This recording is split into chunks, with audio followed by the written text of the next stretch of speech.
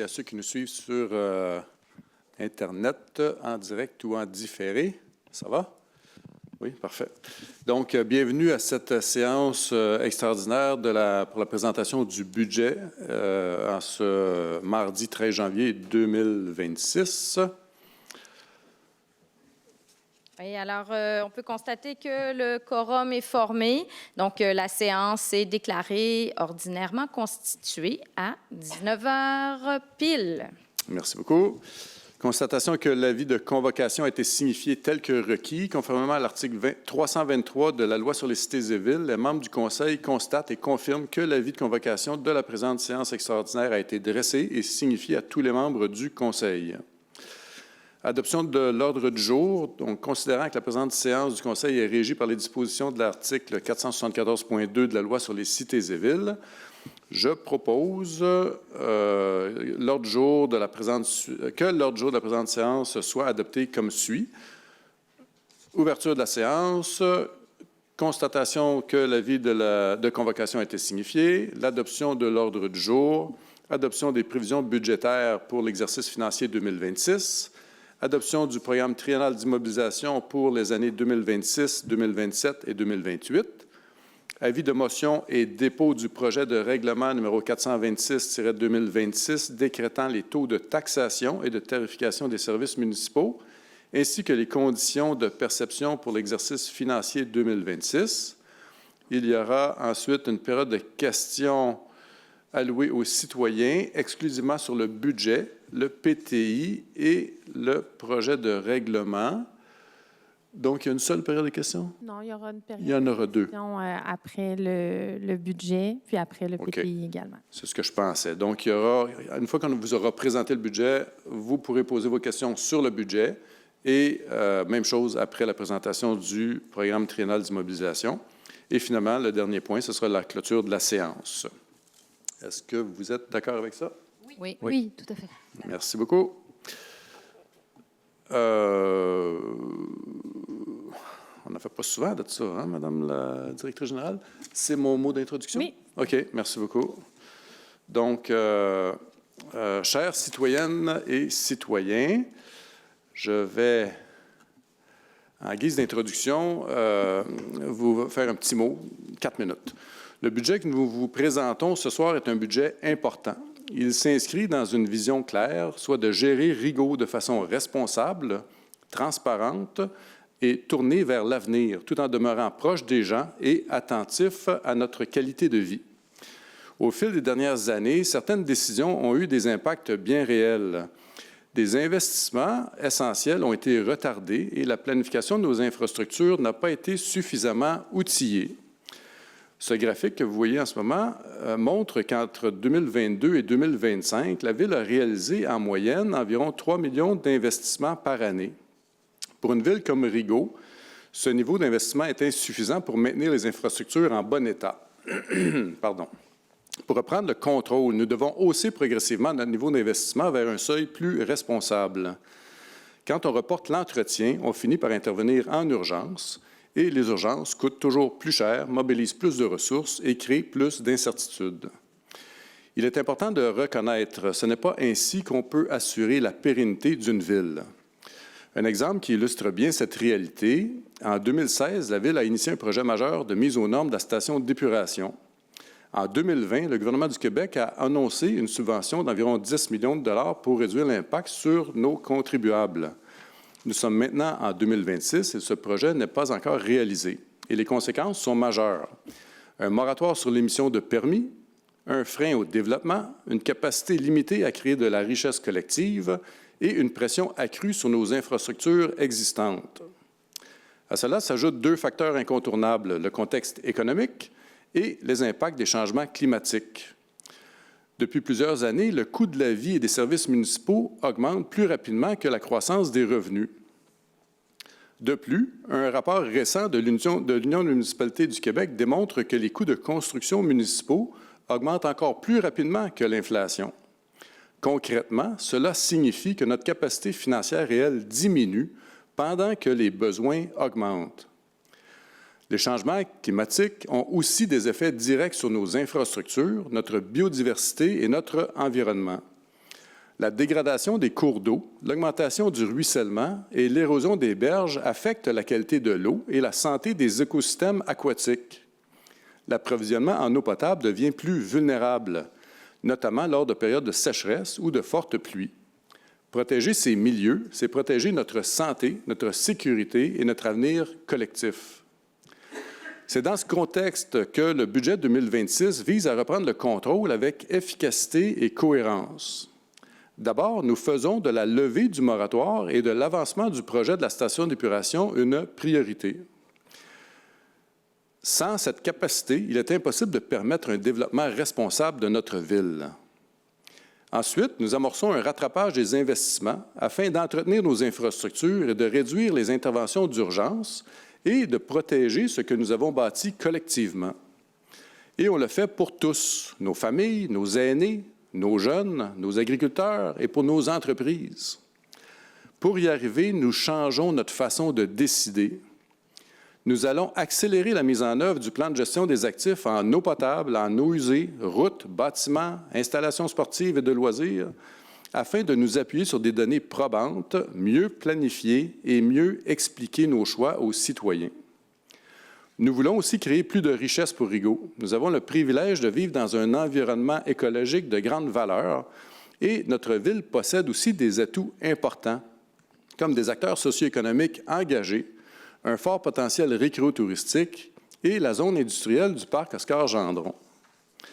Du parc du docteur Oscar-Gendron, pardon. Nous travaillons pour augmenter la vitalité économique de notre ville tout en ayant une gestion responsable de l'environnement et en favorisant une plus grande participation publique. Je veux aussi, en terminant, souligner un élément important en ce début de mandat. Nous avons accueilli une nouvelle directrice générale, une directrice des travaux publics, un directeur de l'urbanisme et une conseillère en ressources humaines récemment. Après plusieurs années de bouleversements organisationnels, la stabilité et la compétence de l'équipe de direction sont essentielles pour livrer les projets et améliorer notre efficacité collective. Oui, ces postes représentent des charges salariales, mais ils constituent un investissement dans notre capacité à mieux travailler. Ce budget ne règle pas tout en un an, mais il donne une orientation claire, soit de prévoir plutôt que de subir, d'investir intelligemment, de protéger notre environnement et assurer une qualité de vie durable pour toutes les générations. Les défis sont réels, mais Rigaud a tout pour réussir. Des employés compétents et engagés, des élus responsables et une communauté dynamique et fière de ses racines. Merci. Donc, bonsoir à tous.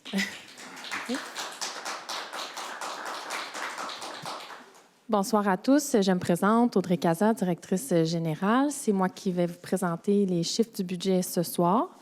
Donc, je vais commencer par vous montrer les faits saillants de ce budget 2026. Donc, un budget équilibré de 18,7 millions de dollars qui varie de 560 000 dollars par rapport à l'année 2025. Une variation des dépenses de fonctionnement limitée à 6 %. Une variation de la taxation foncière résidentielle moyenne de 30 $ par rapport à 2025. La variation de la taxe d'eau potable qui s'élève à 57 $ par rapport à l'année 2025. Une hausse importante des dépenses incompressibles. Puis des investissements en immobilisation de 7 millions de dollars pour l'année 2026. Le sommaire des revenus, donc je vais vous nommer les chiffres 2026 et l'écart que ça représente avec l'année 2025. Donc, pour les taxes et tarifications des services, nous aurons des revenus de 14 404 216 $ qui représentent une augmentation de 611 050 $ par rapport à l'année 2025. Pour les paiements tenant lieu de taxes, donc c'est les revenus de taxes qui nous viennent des organismes provinciaux ou fédéraux. Nous aurons pour 2026 des revenus de 1 553 290, une augmentation de une diminution, de 60 780 $. Pour l'imposition de droits, donc on parle ici des permis de lotissement, les mutations mobilières. des revenus pour 2026 de 1 255 800 $, une diminution de 215 510 $. Ensuite, pour ce qui est des transferts, ce qui est des subventions qui nous viennent des différents paliers gouvernementaux, nous aurons des revenus de 710 893 $, une diminution de 120 909 $. Pour ce qui est des autres revenus de sources locales, pour le budget 2026, les revenus attendus sont de 837 512 $, une augmentation de 349 382 $, pour un total des revenus de l'année 2026 de 18 761 711 $, une augmentation de 563 232 $, ce qui représente 3 par rapport au budget 2025. Vous voyez ensuite la répartition des revenus là, sur un tableau plus imagé. Donc, vous pouvez voir que la taxation foncière représente 60 des revenus de la ville. La tarification de services, on parle ici là, de tout ce qui est égouts, aqueducs, les collectes de matières résiduelles, 13 des revenus. Les tenants lieu de taxes, 8 imposition des droits, 6 des revenus, les transferts provenant des gouvernements, 4 les services rendus, 4 Pour obtenir un budget équilibré, nous utiliserons 3 du surplus libre et 2 des fonds réservés. Ensuite, pour le sommaire des dépenses, donc les charges en lien avec les opérations courantes et le remboursement des dettes. Donc, vous avez les montants globaux. Donc, pour les dépenses de fonctionnement, nous aurons des dépenses de 18 246 925 $, une augmentation de 1 138 452 $ par rapport à 2025. Les dépenses que représente le remboursement de la dette et des fonds réservés s'élèvent à 1 444 962 $, une diminution de 345 053 $, pour un total des dépenses 2026 de 19 691 892 $, une augmentation de 793 399 $. Vous voyez ensuite les mêmes dépenses, mais réparties selon différentes catégories. Donc, vous avez le montant 2026 de la masse salariale qui s'élève à 7 518 037 $, une augmentation de 533 937 $ par rapport à l'année passée. Pour ce qui est des quotes-parts de la MRC, du montant à verser à l'Agence métropolitaine de transport métropolitaine et à la Sûreté du Québec, le montant à verser pour 2026 est de 3 282 210 $, une augmentation de 215 755 $. Pour l'ensemble des biens et services, les dépenses s'élèvent à 6 895 322 $, une augmentation de 429 399 $. Pour ce qui est des frais de financement, donc c'est les intérêts à rembourser sur nos emprunts à long terme. Le montant 2026 est de 551 356 $, une diminution de 40 639 $. Les dépenses en immobilisation, donc ici on parle des remboursements des prêts. Donc, ce n'est pas des investissements en immobilisation, mais c'est bien le remboursement des investissements que nous avons déjà réalisés. Cette année, nous verserons 1 444 967 $, une diminution de 345 053 $, pour un total des dépenses 2026 de 19 691 892 $, une augmentation de 793 399 $ par rapport à 2025. Je vous ai parlé tantôt de l'augmentation importante des dépenses incompressibles. Donc, ce sont les dépenses sur lesquelles nous n'avons pas de pouvoir, qui nous sont imposées. On parle ici des quotes-parts de la MRC qui ont augmenté de 9,4 le montant à verser à l'Agence de transport métropolitaine qui a augmenté de 11,3 la cotisation pour la Sûreté du Québec également de 5,5 Notre contrat d'assurance responsabilité a également augmenté de 15 par rapport à l'année passée. Puis notre contrat de déneigement a augmenté de 11 Ces items que vous voyez à l'écran représentent une hausse de 377 600 au budget par rapport à l'année 2025. Vous pouvez voir l'évolution de ces quotes-parts et ces autres dépenses incompressibles dans le tableau suivant. Je vais vous donner les chiffres pour l'année 2026 et l'écart que cela représente par rapport à l'année 2025. Mais pour référence, vous pouvez voir également l'évolution avec les années 2024 et les années 2023. Donc, pour ce qui est de l'Autorité régionale de transport métropolitaine, la RTM, la cotisation 2026 est de 275 986 une augmentation de 27 986 par rapport à l'an dernier.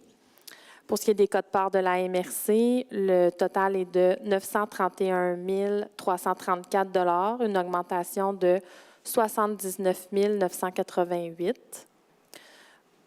En ce qui concerne la Sûreté du Québec, le montant à verser pour 2026 est de 2 074 890 une augmentation de 107 781 Ensuite, pour le contrat d'assurance, la prime 2026 est de 229 000 une augmentation de 30 000 Pour les contrats de déneigement, les montants représentent 1 332 650 une augmentation de 131 850 Les différentes collectes de matières résiduelles, donc les collectes d'ordures et de matières organiques, on a retiré les collectes de recyclage puisque ce n'est plus payé par les municipalités. Donc, le montant des collectes pour 2026, 689 764 une augmentation de 194 664 par rapport à 2025. Pour ce qui est de l'achat de carburant, ici, c'est une estimation, mais somme toute, on voulait vous montrer l'augmentation de cette dépense. Donc, on estime des dépenses de 175 720 une augmentation de 28 300 par rapport à l'an dernier. Ce qui vous donne un écart entre le total de ces dépenses 2026 et le total de ces dépenses 2025 de 600 569 soit 11,5 d'augmentation. Ensuite, vous voyez un tableau de répartition des dépenses, cette fois-ci selon les différents départements. Donc, c'est bien les dépenses et non les revenus. Donc, on peut commencer par l'administration qui représente 14 du budget de fonctionnement de la municipalité. La sécurité publique qui comprend les services de la police, services incendie et sécurité civile représente 25 de notre budget. Les transports, ici, on parle de voirie municipale, enlèvement de la neige, 21 du budget. Dans l'hygiène du milieu, ça concerne les égouts, l'aqueduc, les collectes de matières résiduelles, l'écocentre. Ça représente 13 de notre budget. Santé et bien-être, c'est un poste pour lequel c'est une quote-part de la MRC concernant le logement social. C'est seulement 0,3 du budget. L'urbanisme, 6 Les loisirs et culture, donc activités récréatives et culturelles, 11 du budget municipal. Les frais de financement, donc le remboursement des intérêts, 3 du budget. Remboursement de la dette à long terme, donc on parle du remboursement du capital, 6 Le remboursement des fonds et réserves, donc remboursement du fonds de roulement ou autres réserves comme le fonds d'élection, 1 de notre budget. Ensuite, vous voyez ici certains détails concernant notre endettement à long terme. Donc, cela représente 12 999 637 $. Donc, le taux d'endettement de la Ville représente 74 sous par 100 $ de valeur foncière uniformisée. Vous pouvez voir un comparatif avec la MRC de Vaudreuil-Soulanges, notre région administrative, Montérégie et tout le Québec. Donc, en moyenne, les municipalités de la MRC de Vaudreuil-Soulanges sont endettées à 1,31 $ par 100 $ de la valeur uniformisée. Donc, on peut aussi le calculer selon la valeur moyenne d'une propriété. Ici, c'est des informations 2024. Donc, c'est la valeur moyenne au rôle d'évaluation pour 2024, mais ça représentait un endettement de 2 886 $ par unité d'évaluation. Ensuite, concernant la taxation résidentielle 2026, la variation du taux est de 3,4 % par rapport à l'an dernier pour les propriétés résidentielles de 1 à 5 logements. Vous voyez dans le tableau présenté la valeur moyenne qui avait lieu en 2025 et la valeur moyenne 2026. C'est sur ces valeurs qu'on peut calculer le compte de taxe moyen. Donc, le taux de taxation pour la foncière générale est de 48,16 sous par 100 $ d'évaluation.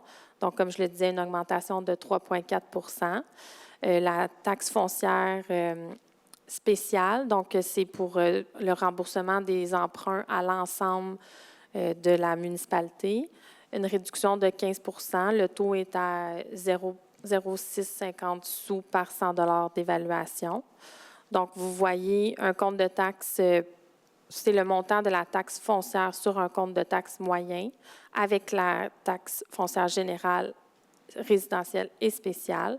Donc, le compte moyen est de 2 942,48 $, une augmentation de 30,53 sous par rapport à l'année dernière. Le taux de la taxe foncière pour les immeubles non résidentiels passe de 98,81 sous par 100 $ d'évaluation à 1,06 ou 6,90 centimes par 100 $ d'évaluation. Pour ce qui est de la tarification des services, donc ces montants sont facturés par unité. Pour ce qui est des services d'aqueduc, on a un montant de 267 $ pour le budget 2026, une augmentation de 57 $ par rapport à 2025. Pour ce qui est de l'entretien des égouts, 307 $ une augmentation de 107 $ par rapport à 2025.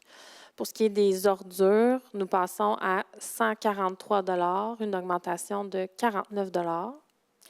La collecte des matières organiques pour un tarif de 98 $, soit une augmentation de 25 $.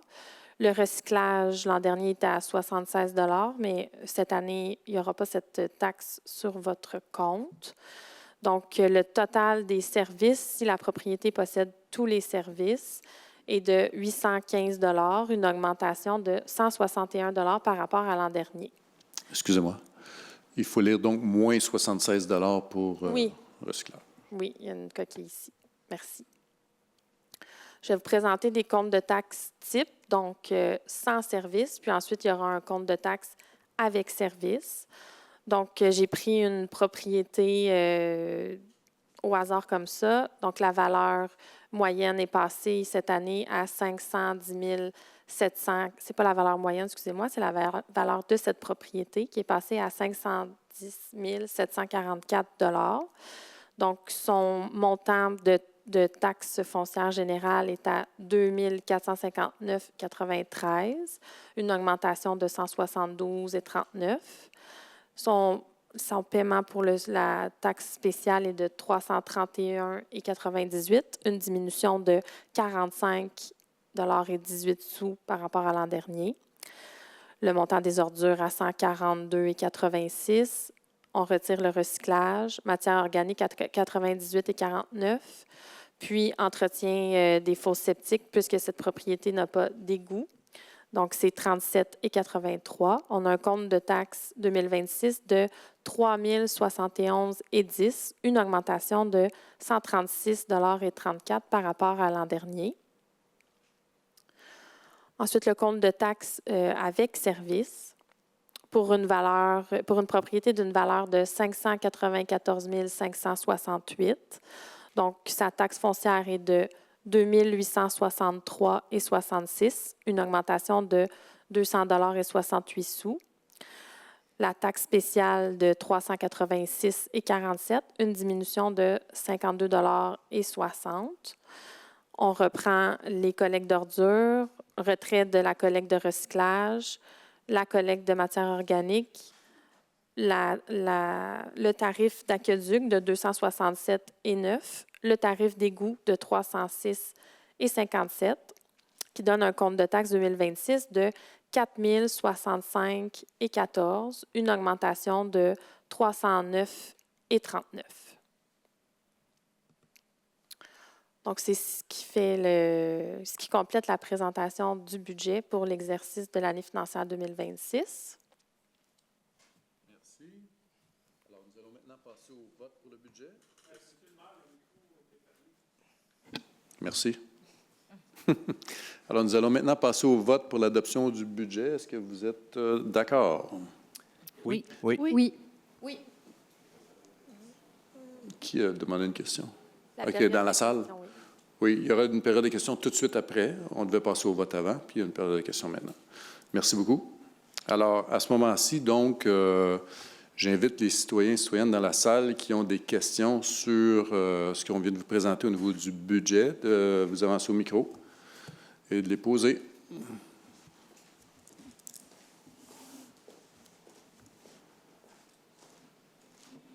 Bonjour, Jean-Luc Charette. On voit recyclage zéro. C'est une dépense qui est gérée par la MRC maintenant?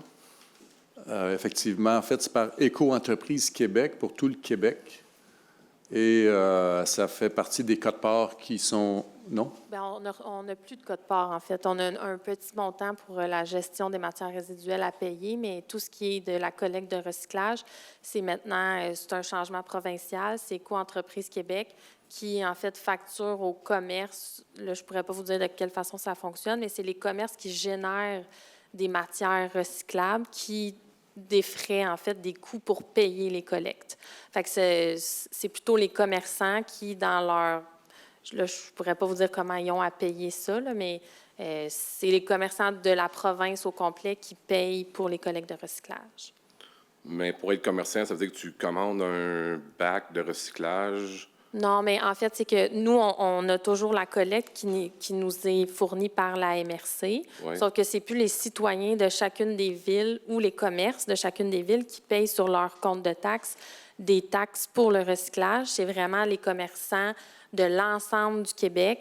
Si le commerçant va générer du recyclage, bien, en fait, si dans sa production de ce qu'il va vous vendre en tant que consommateur, il vous vend quelque chose qui va générer du recyclage, lui, il y a une ristourne, une tarification en lien avec ça. Fait que ça l'amène les entreprises ou les différentes industries à faire moins d'emballage parce qu'ils doivent payer pour faire de l'emballage.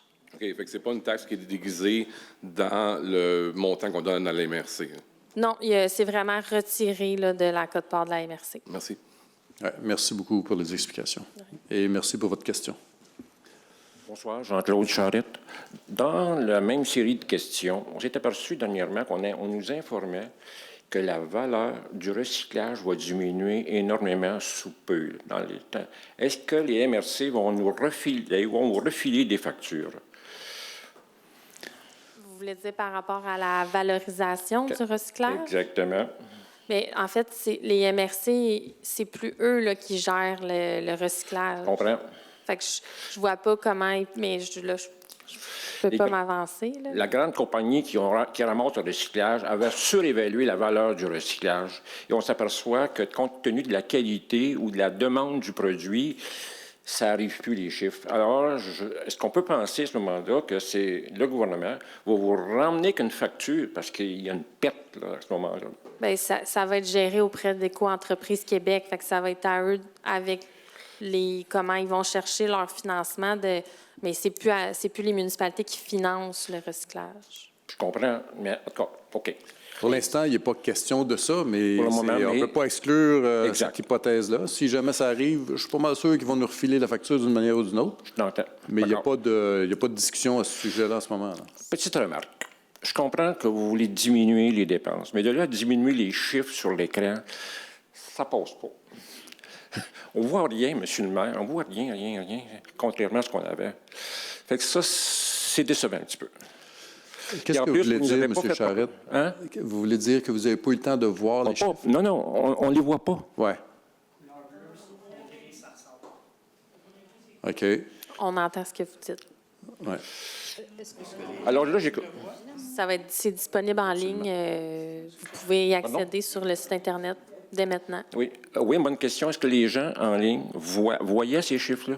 Oui, Oui. mais je ne sais pas s'ils l'ont bien vu, là, mais oui, c'est en ligne et les documents vont être déposés à partir de... Je peux comprendre. Ils sont maintenant sur le site sont Internet. déjà sur le site Web de la Ville. Mais je suis désolé de savoir que vous ne voyez pas. On va corriger cette situation-là. on ne le voit pas. Je pense, hein? Oui, j'ai On est d'accord? entendu.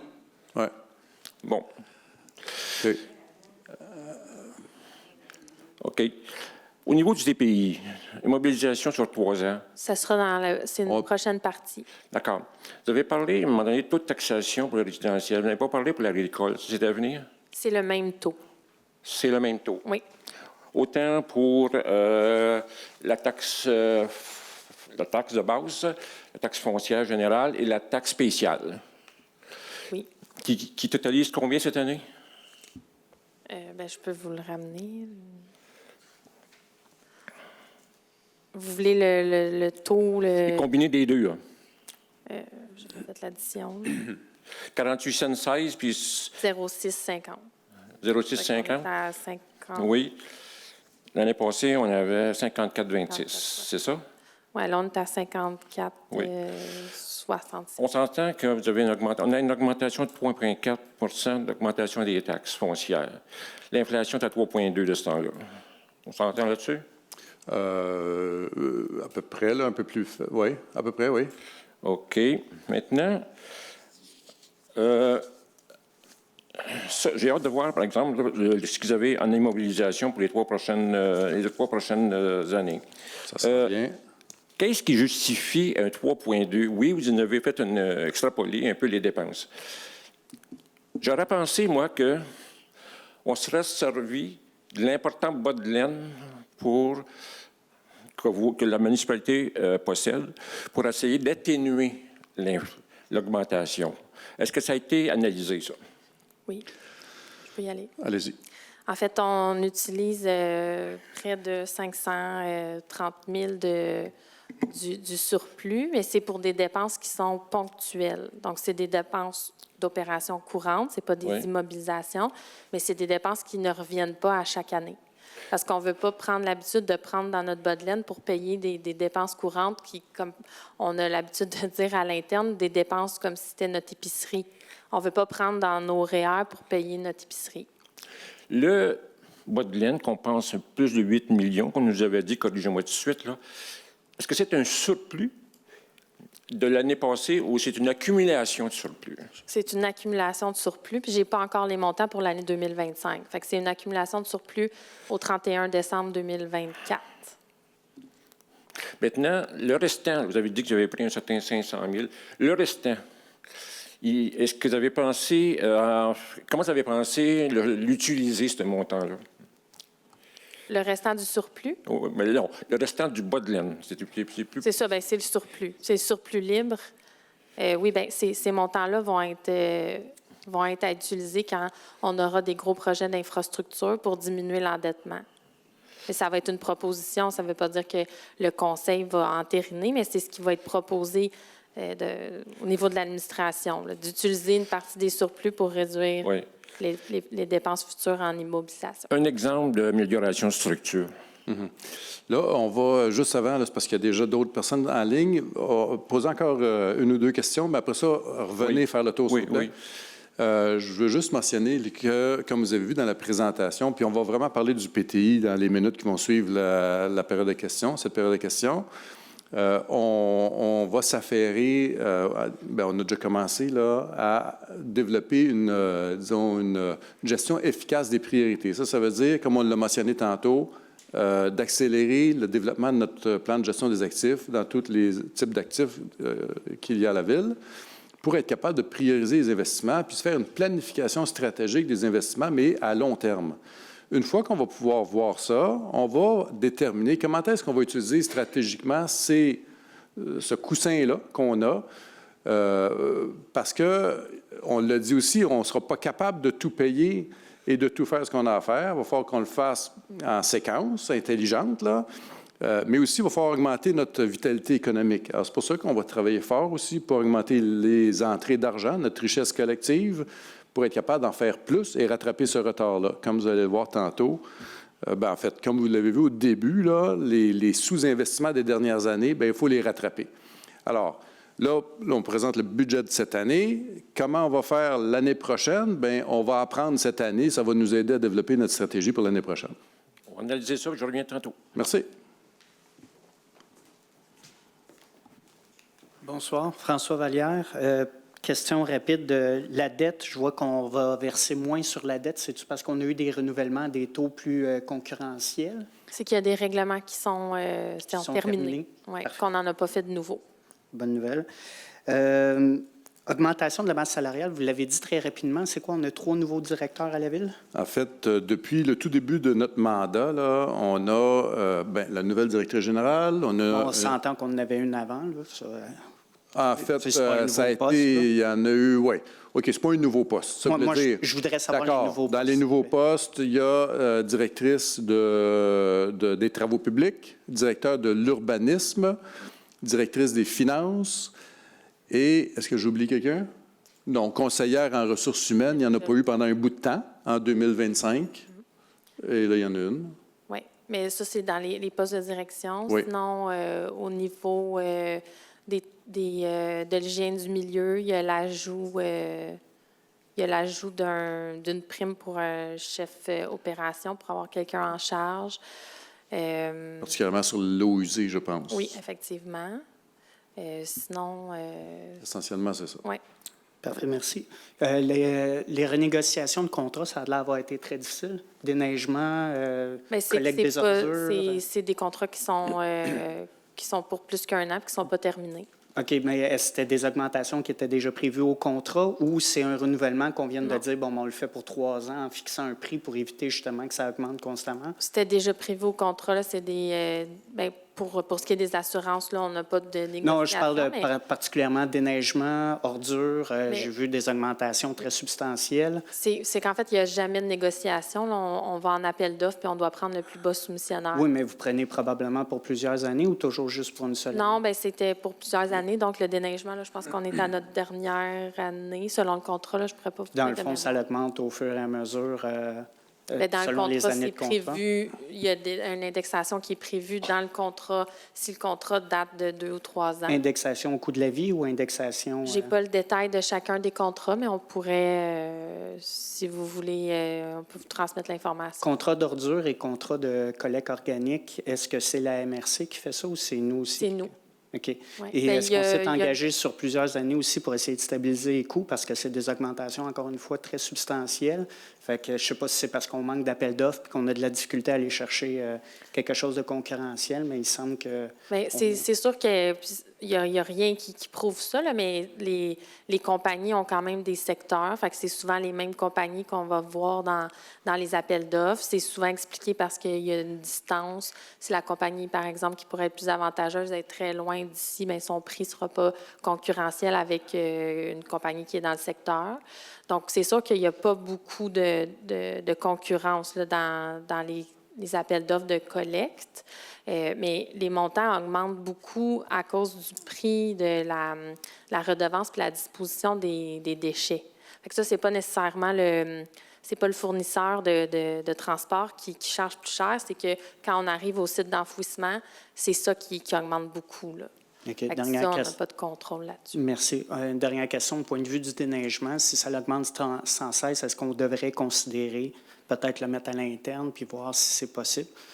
Une suggestion comme ça, là, indépendamment, parce que manifestement, les prix augmentent très rapidement, puis vous le dites, le frais descend, donc c'est peut-être quelque chose à considérer, là. Je ne vous dis pas que c'est un gain garanti, mais c'est quelque chose Il faut l'évaluer. Ouais. Merci. Merci. Je vais répondre un peu à cette... Allez-y. Notre règlement au niveau des appels d'offres est assez sévère au niveau administratif. Les conditions, je trouve, sont un peu lourdes. Donc, ça pourrait être une piste de solution peut-être de regarder pour un allègement peut-être, pour avoir plus de joueurs sur le marché. Définitivement, votre directrice des travaux publics pourra vérifier ça. Effectivement, c'est un bon point. Merci. Merci, M. Vallière.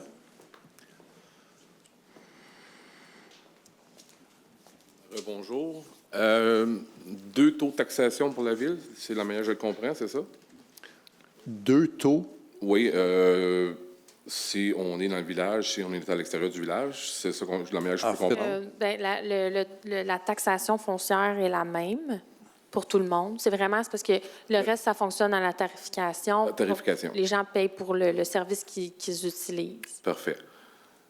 Si je reprends mot pour mot ce que Mme vient de dire, pour les services qu'on utilise, en zone agricole,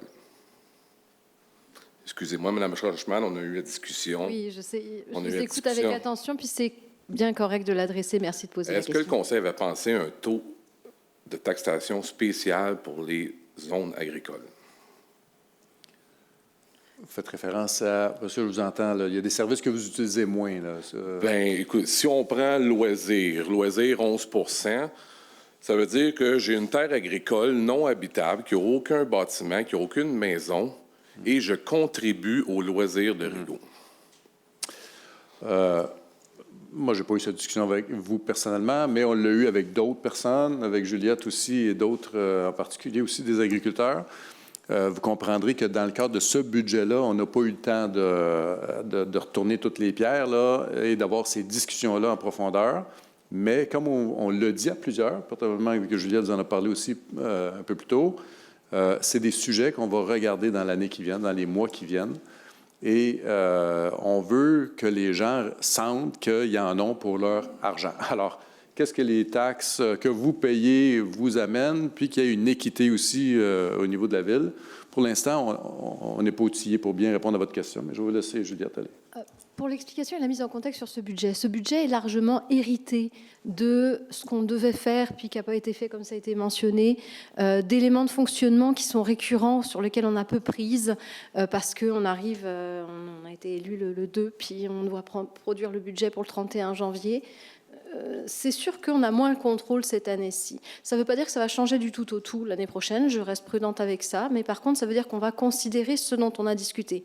Quel service est-ce qui serait pertinent d'offrir versus qu'est-ce qui est déjà offert? À quel point est-ce qu'on peut faire évoluer ça? À quel point c'est équitable sur le territoire? C'est vraiment des questions qu'on va regarder de plus près et qui seront prises en compte, je ne sais pas de quelle façon encore, mais au moins on va réfléchir concrètement pour l'année prochaine. J'espère. Puis quand on s'est rencontrés, la réponse n'avait pas été la même. Ça a été plus un non catégorique, mais je vais vous laisser la chance au coureur. Puis j'espère d'aller vous pencher là-dessus, parce que si vous avez basé votre campagne sur être juste pour tout le monde, puis j'espère que vous l'êtes juste, parce que présentement, en zone agricole, il n'y a aucune justice qui est faite. On nous présente un tableau avec une valeur de 500 000 $ pour une maison.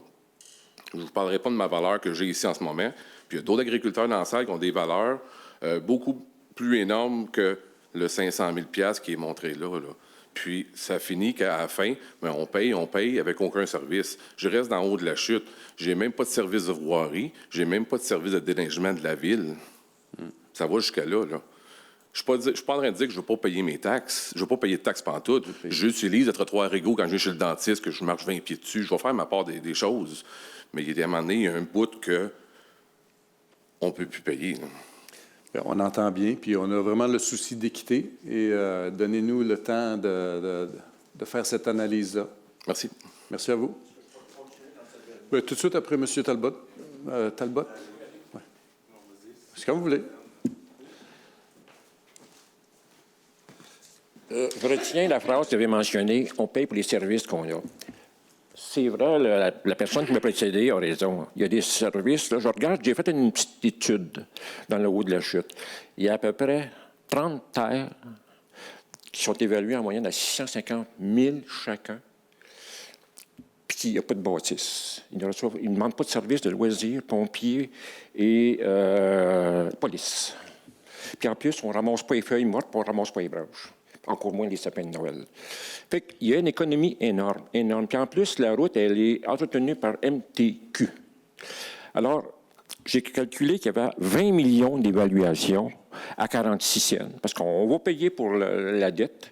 Calculer ça, là, c'est à peu près 900 000 ça, de taxes que vous ramassez.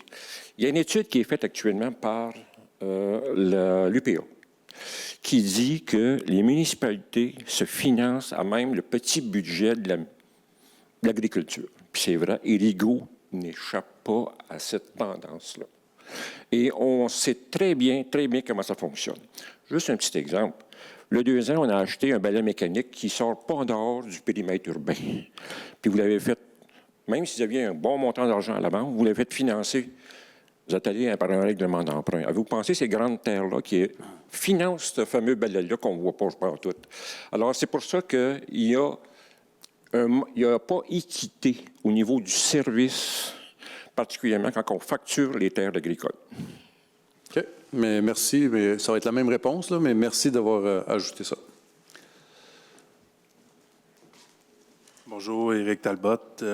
J'ai vu les différents tableaux. Je m'étais bien positionné pour pouvoir les voir de ma place. Est-ce qu'il y a des revenus sur l'accumulation des surplus? Est-ce qu'il y a des revenus de placement de ça? Oui, il y a des revenus d'intérêt. Par cœur, je ne les ai pas, mais oui, ils sont calculés dans les autres...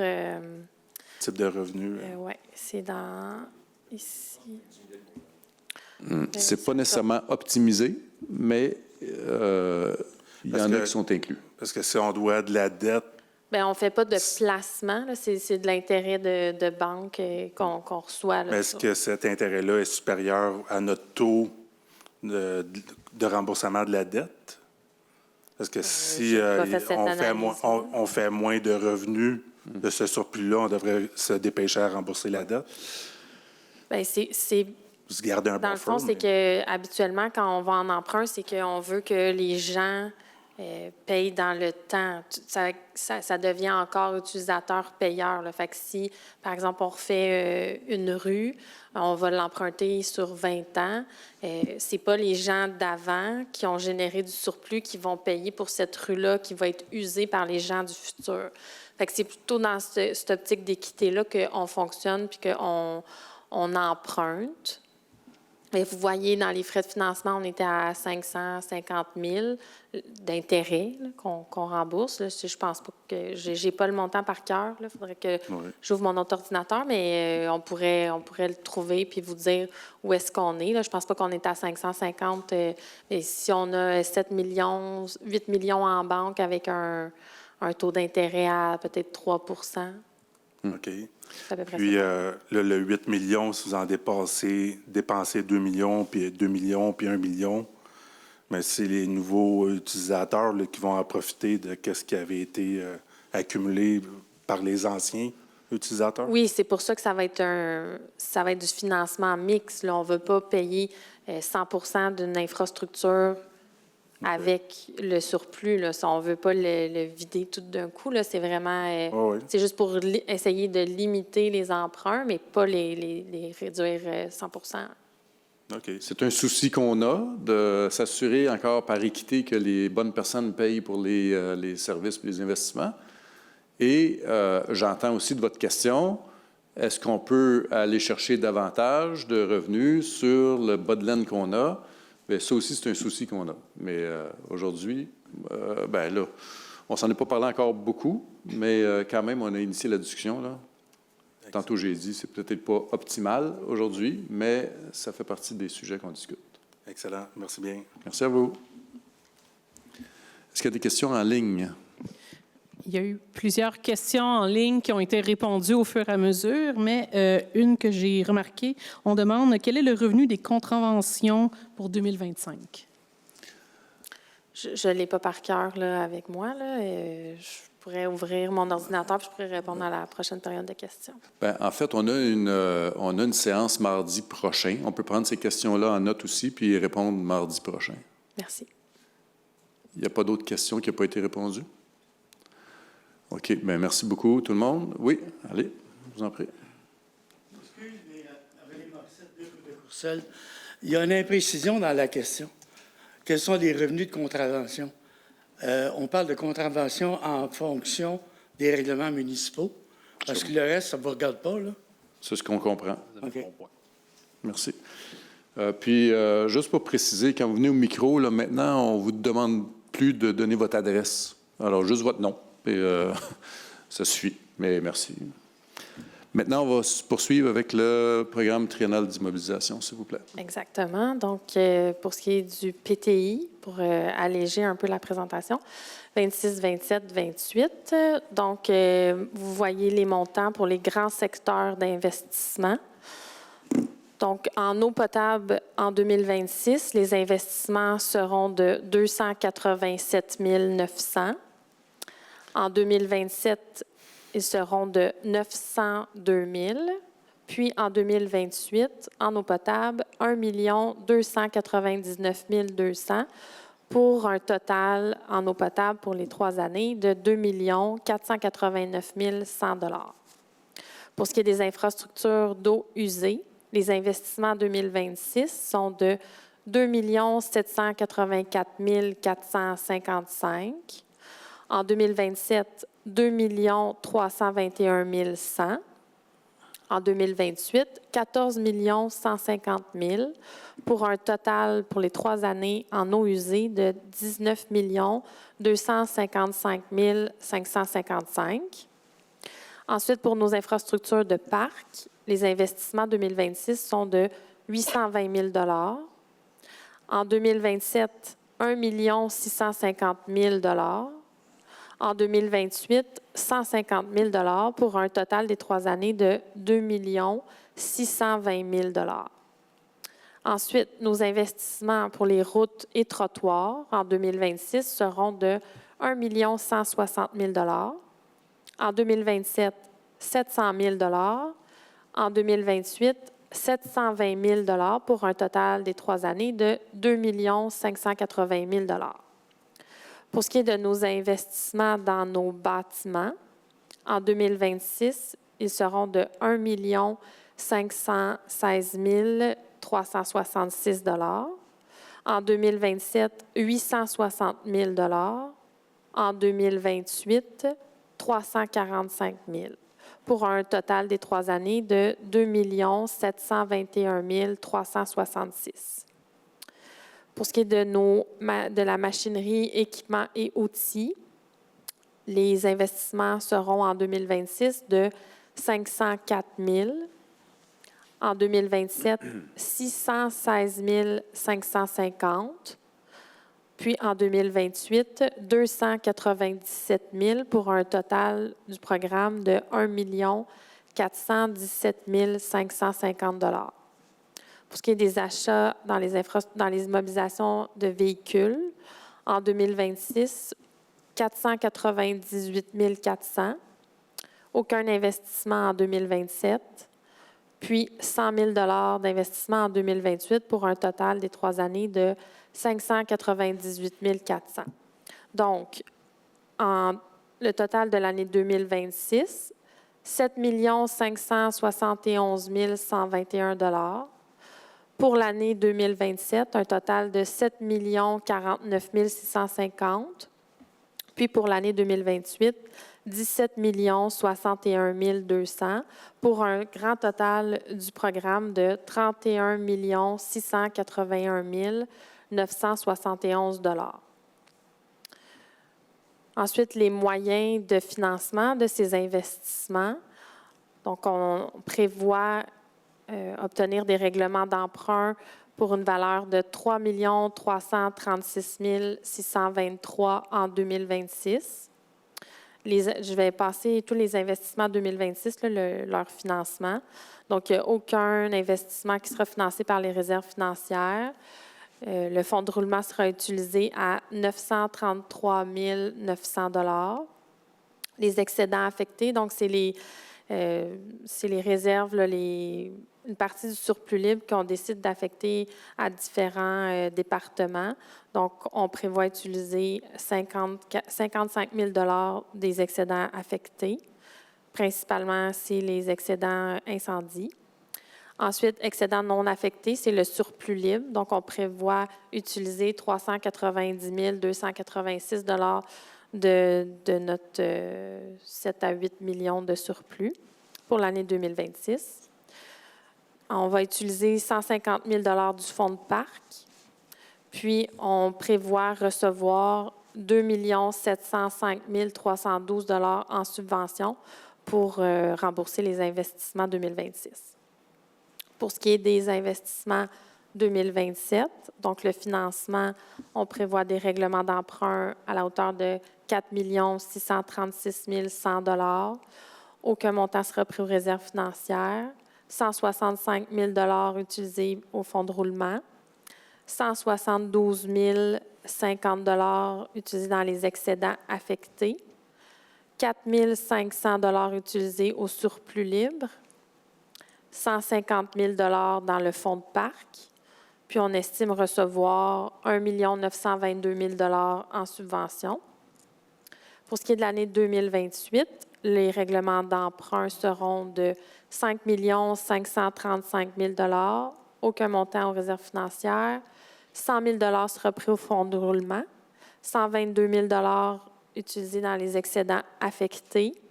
20 000 $ dans le surplus libre. 150 000 $ dans le fonds de parc, puis des subventions de 11 134 200 $. Donc, pour un total des financements par règlement d'emprunt de 13 507 723, 1 198 900 au fonds de roulement, 349 050 $ dans les excédents affectés, 414 786 $ au surplus libre, 450 000 $ au fonds de parc et 15 761 512 $ de subventions. Je vais vous présenter quelques grands projets majeurs qui sont répartis là, à travers ces grands secteurs d'investissement. Donc, la mise en marche du puits 5 cette année en 2026. Donc, je vais juste vous montrer les grands projets de 2026. Je ne vais pas détailler les autres années. Donc, 155 500 $ pour la mise en marche du puits qui sera financé par subvention. 135 000 $ investis dans la mise aux normes de l'étang aéré, seulement pour 2026. Donc, c'est une partie de la subvention qui va être utilisée pour rembourser cet investissement-là. 2 027 200 $ pour la séparation des réseaux d'égouts. Donc, c'est payé par règlement d'emprunt et subvention. L'achat de génératrices pour les stations. Donc, 622 250 $ pour obtenir des génératrices pour toutes les stations de pompage, payées par règlement d'emprunt. 670 000 $ d'investis pour ce qui est de la piste cyclable qui sera sur la voie ferrée, donc payé en partie par règlement d'emprunt et une subvention. 150 000 $ qui sera utilisé pour l'amélioration des parcs, pris au fonds de parc. Ensuite, il y aura l'asphaltage du stationnement du garage municipal, 241 000 $ qui sera payé par le surplus libre. Il y aura la construction d'un garage entrepôt pour principalement les besoins des loisirs et organismes au montant de 785 000 $ payé par règlement d'emprunt. L'achat d'une rétrocaveuse, 294 000 payé par le fonds de roulement. Donc, toutes les dépenses en immobilisation pour les véhicules sont payées par le fonds de roulement. Donc, remplacement de 2 camionnettes, 130 000 $. Remplacement d'un tracteur, 200 000 $.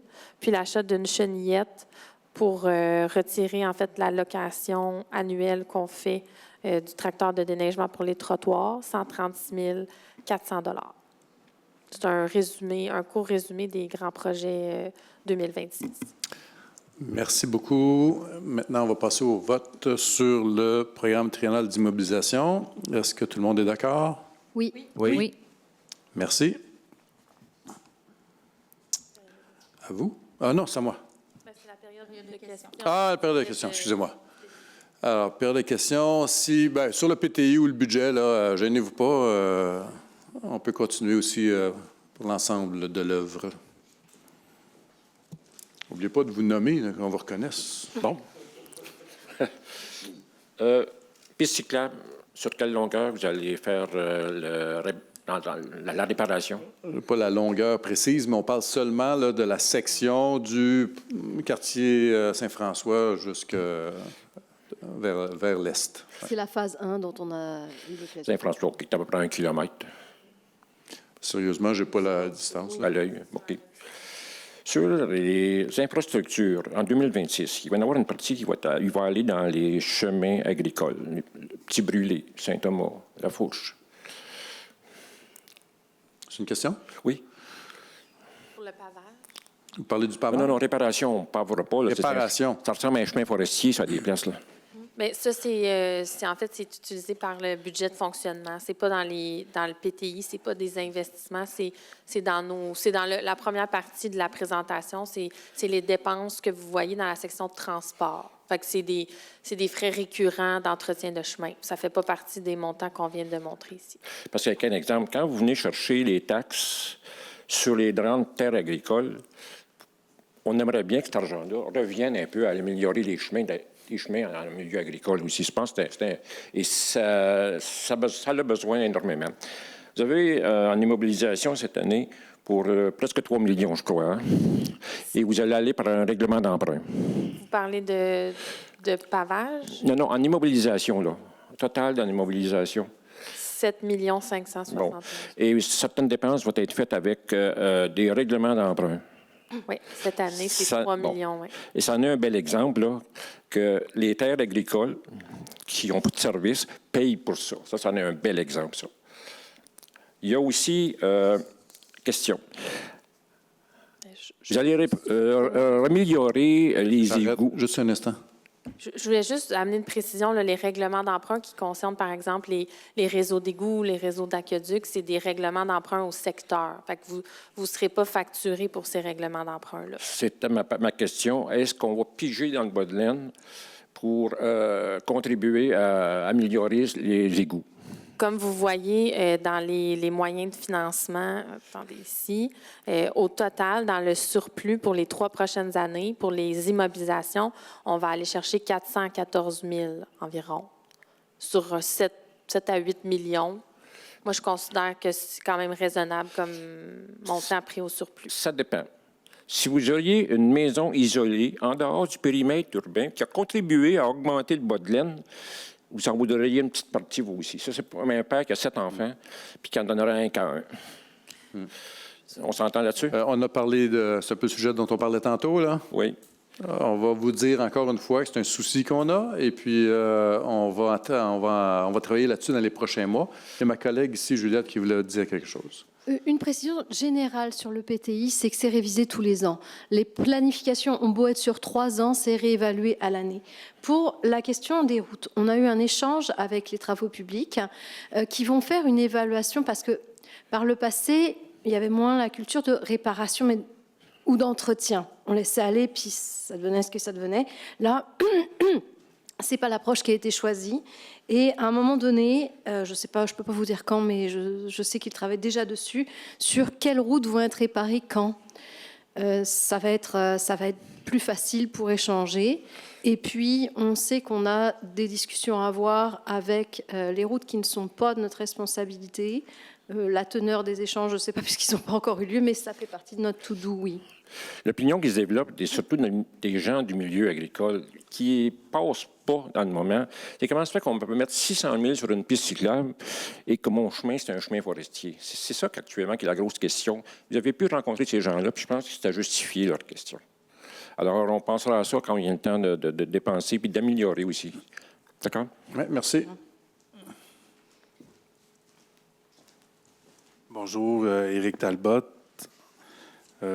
Par rapport au fonds de parc, qu'est-ce que je comprends là, dans la structure financière, c'est que les revenus dans le fonds de parc sont beaucoup par rapport à la séparation de terrains existants, des propriétaires qui peuvent splitter avec un minimum de 100 000 pieds carrés là, à splitter. Ils payent là-dedans. Et puis là, on voit qu'il va y avoir des investissements de 820 000 dans les parcs. Et puis là, vous tirez juste 150 000 dans le fonds de parc. J'aimerais savoir combien il y en a présentement de réserves dans le fonds de parc, parce que... On a environ presque 700 000 dans le fonds de parc actuellement. OK. Puis la balance va être financée, fait que le 470 000 va être financé Oui. au lieu d'être pris dans le fonds de parc. Bien, des fois, ça fait partie des parcs, mais c'est des immobilisations qui ne sont pas des parcs précisément. Ouais, là, ouais. C'est dans le grand secteur parc, fait qu'on peut inclure un peu tout ce qui a trait avec les loisirs dans ce grand secteur-là. Donc, il peut avoir, par exemple, réfection ou entretien minimum de la gare, là, bâtiments comme ça, mais on ne peut pas nécessairement prendre des montants dans le fonds de parc pour ce genre d'investissement-là. C'est vraiment réservé pour des améliorations de parcs ou la création de nouveaux parcs. OK. Est-ce que ça, c'est un des sujets de discussion du Conseil, de voir là, les histoires d'avoir à donner 10 de la valeur d'une vente d'une parcelle de terrain, puis d'un minimum de dimension de terrain qu'on doit aussi vendre? Parce que moi, j'ai un exemple, je voulais en donner un à ma fille, là, puis là, je passe dans tout le processus, et puis j'allais donner 20 000 dans le fond, que le terrain, 10 je donne zéro la- à ma fille. Et puis là, il faut que je donne 20 000 à la ville parce Ouais. qu'il doit être évalué par un évaluateur. Oui. agréé, Et vous ça. pouvez contester éventuellement l'évaluation si vous pensez qu'elle n'est pas juste, mais c'est dans les règles. À chaque fois que vous subdivisez un terrain, il y a un 10 qui doit être offert à la ville, soit en terrain ou en argent, selon le désir de la ville. Oui, mais ça serait bien que vous penchiez là-dessus, ce règlement-là. Qu'est-ce que vous proposeriez quoi? Parce que Ben, c'est de... 100 000 pieds carrés, là, moi, j'y aurais donné 25 000 pieds carrés. Oui. Mais là, il faut que je donne 100 000 pieds carrés minimum. Si vous voulez Et puis pas... là, la valeur est beaucoup augmentée par rapport aux 25 000 ou 50 000 pieds carrés que je voulais y donner. Là. Oui. Fait que je me ramasserais avec une facture de 5 000 que je trouvais injuste parce que j'ai déjà payé ma taxe de mutation là-dessus. Je paye mes taxes à toutes les années dessus. Fait que je pense que ça serait peut-être un sujet à discuter. Oui, comprends, j'ai de la misère à imaginer l'issue, là, parce que tout le monde, à chaque fois, est-ce qu'il y a d'autres... Mais je suis pas sûre de comprendre la question. Est-ce que le problème, c'est parce qu'il y a un minimum pour séparer un lot ou c'est parce que vous devez payer 10 pour séparer? C'est les deux, je trouve que c'est de l'abus. Là. Le nouveau propriétaire va payer une taxe de mutation aussi. Oui. Là, c'est taxe plus taxe plus taxe plus taxe. Là, à un moment donné, Bien, dans le fond, le fonds de parc existe parce que quand on subdivise des lots, on amène plus de résidents, donc on amène plus de besoins auprès de la ville. Fait que nous, on va chercher de l'argent de cette façon-là pour pouvoir offrir des services qui répondent à la quantité de gens qui sont sur notre territoire. En tout cas, je proposerai, Et j'entends ce que vous dites. Je proposerai quelque chose avec des chiffres. Puis, je peux juste vous mentionner qu'il y a des villes qui vont à l'envers de ce que vous proposez, à savoir qu'au lieu de 10 maintenant, ils montent ça à 15 Alors, c'est pour ça que je vous dis, je comprends. J'ai de la misère à imaginer comment on va... Mais la situation là, dans le village ou en montagne, c'est différent. Puis il faudrait aussi... Regardez, on en prend bonne note, puis oui, on va évaluer cet enjeu. Il y avait eu une discussion là, ou un sondage par rapport à une patinoire avec un toit et tout ça. Là. Est-ce que ça fait partie du projet? Pas pour l'instant, non. 2027 ou... Bien, là, comme disait Mme Rochman, non, OK, mais Là, pour nous, ce qui est important, c'est vraiment 2026. C'est des engagements qui sont très précis pour nous. Oui. Et ça ne veut pas nécessairement dire que tout ce qui est dans la colonne 2026 va être réalisé, mais c'est vraiment une orientation claire pour nous. Par contre, 2027 et 2028, ça va évoluer, ça va changer. Quand on va revenir l'année prochaine, là, avec les travaux qu'on va faire cette année pour améliorer notre disons, intelligence là, sur les besoins d'investissement pour les longs termes, ça va changer, ça va évoluer. Puis aussi, bien, on a le souci d'équité, on en a parlé tantôt. On veut aussi avoir un contrôle sur l'augmentation des taxes pour 2027, 2028. Les emprunts, si la dette à long terme, si elle augmente, il y a le service de la dette aussi qui a un impact. Alors, il faut contrôler ça aussi. Maximiser l'utilisation des subventions gouvernementales qui sont disponibles. Donc, on va se reparler de ça en septembre, probablement, pour le PTI de 2027, qui va se préciser à ce moment-là. Mais pour l'instant, non, ça ne figure pas dans les chiffres. Parce qu'avec les deux exemples, là, soit au village avec les services ou hors village, je vois une augmentation de 5,4 et de 8,4 avec tous les taxes, services. Ouais. C'est pas mal élevé. Oui. Puis il y a des vous avez vu les gros montants associés à ces incompressibles là, dont on parlait. Oui. Ouais. Est-ce que vous avez fait l'étude ou vous prévoyez faire l'étude? Puis je ne veux pas tenir trop de temps. Là. En fait, le 8 vous parlez, c'est avec les services, puis c'est beaucoup lié à l'eau usée, entre autres. Là, mais... Oui. Okay. Est-ce que vous avez fait des études un peu comparatives avec Saint-Lazare ou des plus petites villes semblables à la nôtre par rapport à la charge là, des ressources et des loisirs, les ressources humaines puis des loisirs? On est-tu overkill, puis bien de la machinerie, bien des pick-up, puis ça ne tourne pas? Ou l'avez-vous fait, l'étude? Bien, on essaie tout le temps de se donner un comparable, mais c'est très difficile de se comparer parce qu'il y a tellement d'autres considérants. Mais nous, disons, notre approche, c'est vraiment d'avoir d'être responsable au niveau des investissements, on en a parlé beaucoup, là, mais des dépenses aussi, de revoir tout ce qui peut être fait. Là, on a parlé tantôt là, des contrats là, de déneigement. Est-ce que c'est une idée possible là, qu'on fasse ça à l'interne plutôt que de donner ça à l'externe? 52 pour les ordures, c'est une pinote dans le compte de taxes, là, mais c'est 52 quand même. Là. Je comprends. La quote-part de la MRC aussi qui augmente beaucoup. La DG a bien répondu par rapport au site d'enfouissement. Ce n'est pas nécessairement l'opérateur, mais... Ouais. Je vous remercie. Je vous souhaite une très bonne chance. Merci beaucoup à vous pour vos questions. Merci de votre temps d'investissement pour la communauté. Ouais, je vous renvoie les remerciements aussi. Merci. Bonsoir, François Vallière. Si j'ai bien compris le message, on a une urgence d'agir. Il y a eu des manquements au niveau de la maintenance avec le temps. C'est un bon point. Ma question pour vous, s'il y a urgence d'agir, pourquoi garder autant de réserves? Parce que manifestement, on veut réinvestir en masse, mais on n'utilise pas les fonds disponibles. J'entends, puis je comprends parfaitement quand vous dites qu'on devrait étaler le plus souvent possible sur 20 ans, mais s'il y a une urgence d'agir, il y a une urgence d'agir. Puis ça, c'est quelque chose qu'il faut prendre en compte maintenant. Parce qu'il ne faut pas oublier que dans une ville, quand on a des surplus, c'est des projets qui n'ont pas été faits, parce qu'une ville n'est pas faite pour faire des surplus. Donc, c'est forcément des projets qui n'ont pas été exécutés.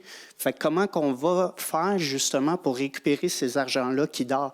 Puis je m'excuse, mais avec un taux d'intérêt, si vous avez 1,25 sur un taux normal, je serais déjà surpris. C'est impossible que vous ayez 3 Fait que, tu sais, la marge est immense. Fait qu'il faut vraiment tenir en compte que dans une situation d'urgence, il faut augmenter les dépenses et aller chercher un peu, justement, dans les réserves. Encore là, je comprends le besoin d'être équitable, mais il y a une limite aussi. Parce que si on veut le rattraper à temps, puis que vous voulez faire une différence dans votre 4 ans, il faut massivement investir. Oui, et vous serez d'accord avec moi aussi qu'il faut investir, il faut faire les bons investissements. Évidemment. Et on doit aussi être prudent parce qu'à la fin, il y a l'augmentation de taxes qui doit être raisonnable.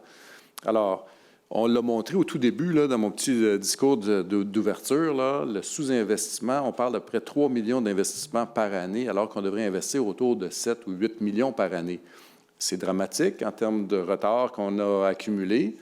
On vous a dit aussi qu'on veut... puis, tu sais, on n'ira pas récupérer l'argent qu'on a perdu parce que les coûts de construction ont augmenté de 15 depuis ou 20 là.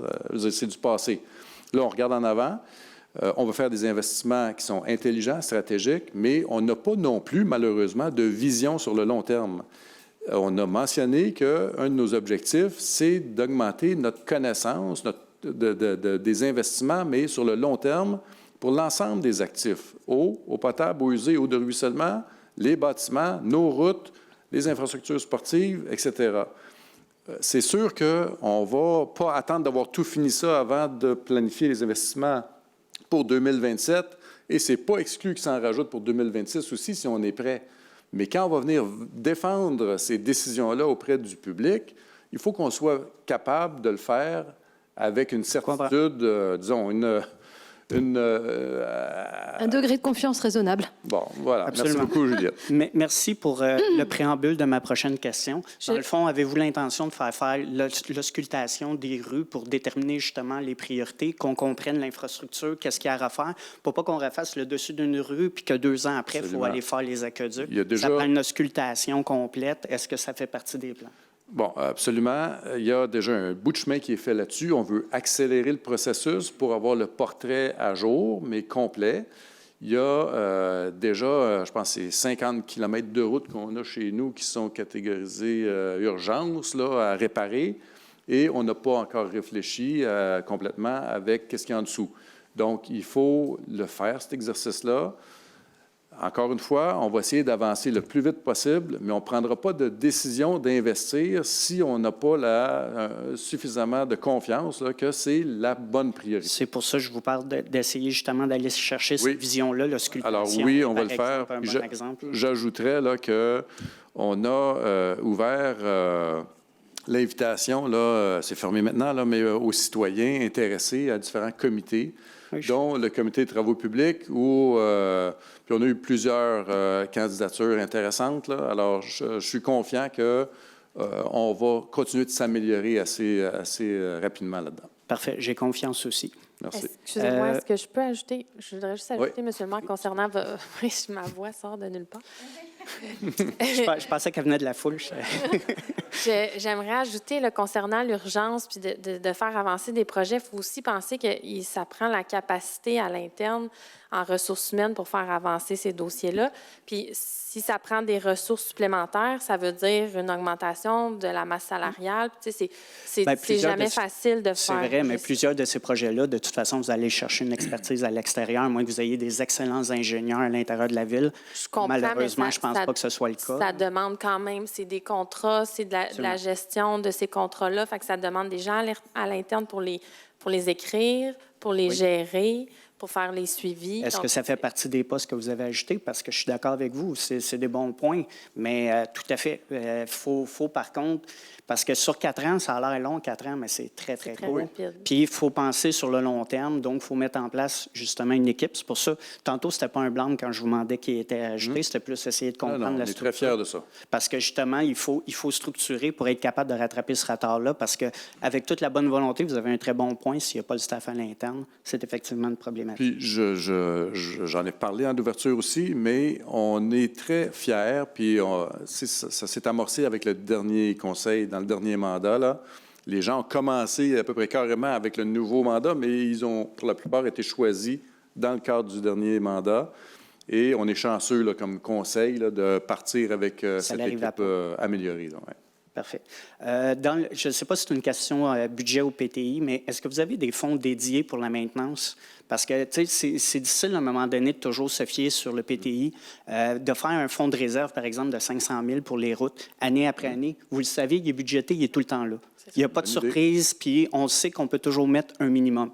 Même si 500 000, c'est rien, vous ne faites même pas 0,1 km avec ça, ça reste quand même que c'est un fonds qui est dédié, qui revient année après année, qui garantit tout le temps un certain montant et qui est, on le sait, qui est récurrent.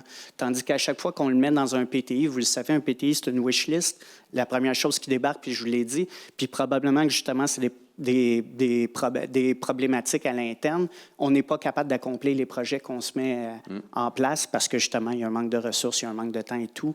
Mais c'est ça, des fois, avoir des postes budgétaires dédiés. On en a peu actuellement, mais on veut, justement, aller dans ce sens-là.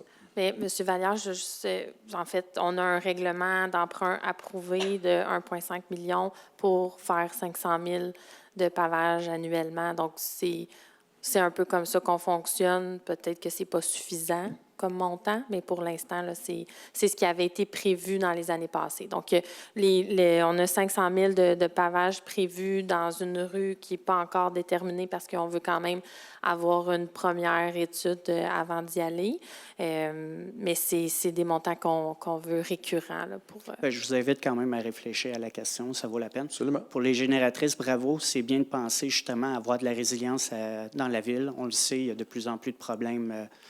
Donc, c'est bravo pour cette partie-là. Oui, merci beaucoup. La majorité des génératrices qu'on a prévues, par contre, sont en lien, bien pas par contre, là, mais sont en lien avec les postes de pompage. Qui est une excellente nouvelle, ça évite de rejeter nos eaux usées directement dans la rivière et de contribuer à la pollution. On est d'accord. Puis je voulais juste préciser qu'il y en a une qui est prévue pour... L'hôtel de ville? Non, à l'hôtel de ville, on est déjà équipé, mais actuellement, disons, elle est orientée plus vers la bibliothèque, mais c'est pas final comme destination, si on veut. Mais cette année, il va y en avoir une qui va être installée sur un autre bâtiment de la ville, qui va permettre aussi d'assurer un endroit pour les citoyens en cas de panne. Oui, en cas d'urgence, effectivement. Bien, continuez à penser au niveau de la résilience, c'est une bonne chose. Merci. Merci beaucoup.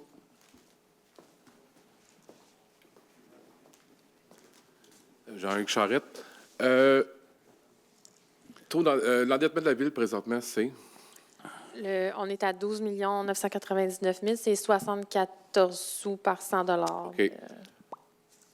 Est-ce qu'il y a des prêts qui viennent à terme d'ici 2028? Par cœur, je ne pourrais pas vous dire, mais possiblement, il faudrait que je vérifie. Alors, on prétend doubler la dette en 3 ans. À cause des règlements d'emprunt que... Si je suis votre plan de 3 ans, on prévoit un endettement, si on enlève les subventions, on prévoit un endettement qu'on va emprunter 13 millions, quelques sous, si tout va bien. Si on manque de subventions, si on dépasse des budgets, on va aller frôler le 15. Pour moi, c'est augmenter de 50 % la dette. Oui, mais là, ça, c'est incluant les 3 prochaines années, vous parlez? Oui, c'est ça. Oui. Alors, on va parler pour 2026 pour l'instant. Comme je vous ai dit tantôt... Là, on nous présente un plan sur 3 ans. Oui, non, je suis d'accord avec vous, mais ce que je veux dire, c'est que notre intention, c'est aussi de maximiser, pas d'aller chercher moins de subventions, là, mais d'aller en chercher plus. Et c'est certain que la dette à long terme, elle va augmenter, mais on va le faire d'une manière responsable. On a parlé là, des sous-investissements des dernières années. Si on ne réalise pas les travaux, ils coûtent plus cher dans le temps, puis ça nous génère des risques au niveau de travaux d'urgence qui sont avec tout le problème qui vient. Donc, c'est un équilibre entre les deux. Jusqu'où on va aller au niveau de l'endettement sans aller à des augmentations de taxes qui sont déraisonnables et en allant chercher le maximum de réalisation de travaux pour rattraper ce retard-là. Tout à fait d'accord avec vous, M. Meunier. De l'investissement, il faut en faire. Je suis le premier à en faire. Mais on nous présente un projet aujourd'hui qu'on nous parle de doubler les emprunts d'ici 3 ans. On nous parlait tantôt de 75 sous d'endettement du 100 piastres d'évaluation. Oui. Est-ce que l'exercice a été fait en 2028? À savoir combien on serait... Oui, parce que tantôt, on était des champions, on était les meilleurs de la MRC. La moyenne de la MRC était beaucoup plus haute, puis la moyenne du Québec était beaucoup plus haute. Mm-hmm. Est-ce qu'on a fait de l'exercice que si on emprunte, si tout va bien, juste 13 millions en 3 ans, notre coût d'endettement va être rendu où? Oui. Le but, c'est de rester à un niveau d'endettement qui est raisonnable aussi. Actuellement, on est vraiment en deçà de ce qu'on pourrait être, là, tout en étant raisonnable. Alors, de doubler, je ne pense pas qu'on va aller là, et ce n'est pas souhaitable. Mais pourquoi qu'on nous présente ça, d'abord? Oui, c'est ce qui est présenté. Mais là, c'est le montant qu'on va investir, mais comme je vous dis, je n'ai pas l'information sur les règlements d'emprunt qui vont être payés, complétés d'ici 2028. Je n'ai pas fait cet exercice-là pour la présentation. On va faire un exercice, je t'enlève 2 millions tout de suite. Je fais un play? Non, mais regarde, c'est correct, tu sais pas la réponse, c'est correct. Tu peux pas tout savoir les réponses qu'on vous demande ce soir. Je vis très bien avec ça. On enlève 2 millions de dettes de payer d'ici 3 ans. il en reste 10, il en reste 11, puis on en rajoute 13. Puis je peux comprendre que vous voulez maximiser vos investissements, puis peut-être que ça ne se fera pas, mais moi, je me base sur qu'est-ce que je me fais montrer ce soir. Ouais. Puis, ma question, je la répète, avez-vous fait l'exercice de l'endettement par 100 $ d'évaluation dans 3 ans? Non, on ne l'a pas fait, mais... Avez-vous fait l'exercice, le rôle d'évaluation 2025, 2026, 2027, on vit en ce moment? 5. Si... Le rôle d'évaluation, il change... il change quand? En 2027 ou 2028? En 2027. 27. Fait que si je comprends bien, si vous allez investir 13 millions d'ici 3 ans, qui nous est présenté ce soir, vous misez sur un rôle d'évaluation à la hausse en 2028 pour ne pas augmenter les taxes. Non. M. Charette, on va reparler de 2027-2028 l'automne prochain. Bien, cet automne, OK? Dans 8 mois. On ne veut pas aller vers un taux d'endettement exagéré, déraisonnable. C'est sûr qu'on ne veut pas faire ça. On ne veut pas non plus avoir des augmentations de taxes trop importantes. On veut rester autant que possible proche de l'inflation, autant que c'est possible. C'est vraiment pas facile, cet exercice-là, avec le retard qu'on a à rattraper, mais on va travailler avec... on a parlé de l'augmentation de la vitalité économique là, de la ville. On va aller chercher des revenus supplémentaires qui vont nous aider aussi à séparer la tarte en plus grand nombre de personnes. On va aller chercher le maximum de subventions. Il y a des projets à un moment donné qu'on va avoir des choix difficiles à faire, puis dire, OK, on va peut-être les retarder parce qu'on ne veut pas justement dépasser un niveau d'endettement X et maintenir un taux de taxation Y. Et puis là, bien, ça sera une décision qu'on aura à prendre. Puis de l'autre côté, on se rappelle que si on n'investit pas, si on ne rattrape pas ce retard-là, ça va coûter plus cher dans le futur, ou on va être pris encore avec des routes qui vont être J'ai de la misère. J'ai de la misère à te suivre parce que pourquoi qu'on nous a présenté un projet triennal de 3 ans si on ne le fera pas, si peut-être qu'on va emprunter 8 millions, peut-être 13, peut-être 4. On se base sur quoi, le projet futur? Là? On a, juste une seconde, on n'a pas, dans l'exercice, on n'a pas prévu, ça va être quoi le taux d'endettement pour financer ce qui est dans le PTI en 2027 et en 2028. On n'a pas fait ça. Je peux juste préciser dans quel état d'esprit est-ce qu'on a travaillé. Comme M. Meunier vient de le dire, on a essayé de garder un équilibre entre l'augmentation raisonnable du taux de taxation, puisque c'était une préoccupation majeure, le taux d'endettement raisonnable. Ce qu'on met dans le PTI, en fait, la répartition pour les 2027 et surtout 2028, entre comment est-ce qu'on va le financer, c'est juste une projection pour le moment. Il se peut qu'on ait une réalité, qu'on bénéficie, qu'il y ait un programme gouvernemental qui tombe et du coup, baf, les subventions vont augmenter. Ça se peut qu'on soit obligé de prendre plus dans la réserve parce que, pour une autre raison, ça dépend de variations qu'on ne maîtrise pas. Ce qu'on peut faire, c'est une projection en l'état actuel de nos connaissances. Audrey, tu me reprendras si je vais dans le mur, là. Mais en l'état actuel de nos connaissances, c'est ce qu'on peut faire figurer. On a conscience que ce n'est pas le reflet exact de ce qui sera, mais c'est ça. Par contre, les questions que vous posez, si on veut pouvoir le calculer, oui, on pourrait faire l'exercice, effectivement. Je comprends que le programme triennal ne peut pas être 100% exact. Les dépassements de coûts, des subventions dans 2 ans qui ne sont plus là, plein de choses peuvent rentrer en ligne de compte. En ligne de compte, excuse-moi, je cherchais mes mots. Mais il y a vraiment un projet sur 3 ans d'aller investir 13 millions. C'est cette salade-là que vous me vendez ce soir. Mais moi, en tant qu'entrepreneur, je m'assis ici puis je me dis, on est 75 sous de valeur du sang endetté. Si je rajoute 13 millions, je tombe à 1,58 $, mais je suis le pire que la MRC, puis je m'en viens comme le Québec.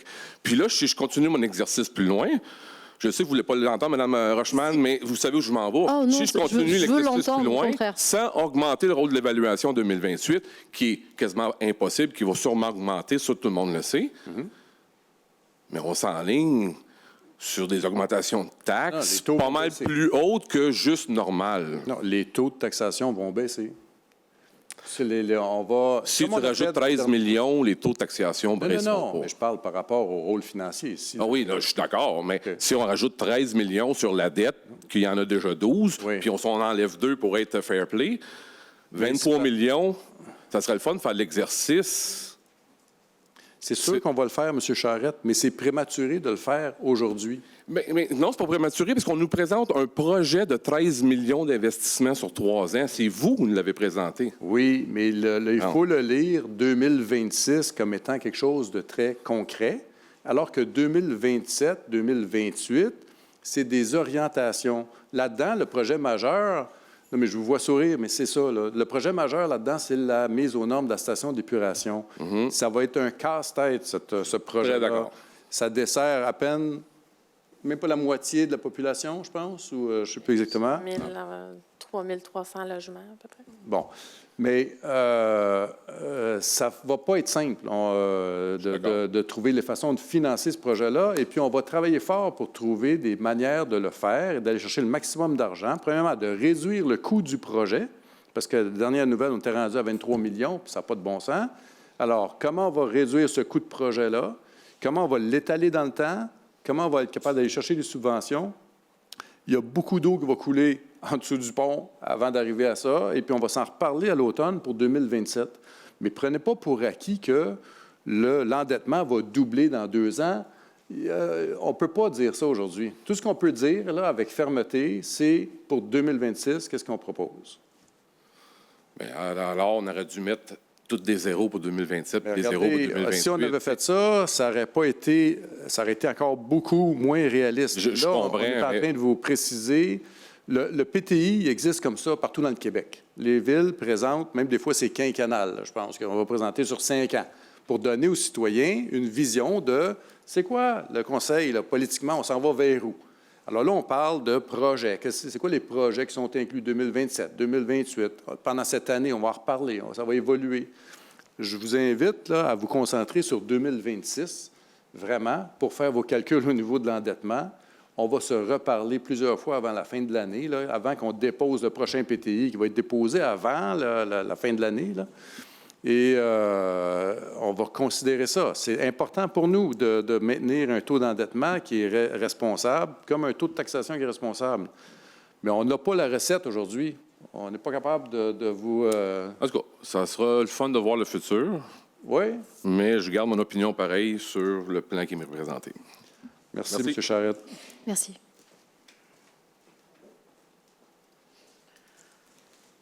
Michael Fleckenstein, je ne veux pas prolonger outre mesure la soirée. Je ne suis pas comptable. Évidemment, un budget, c'est un exercice comptable.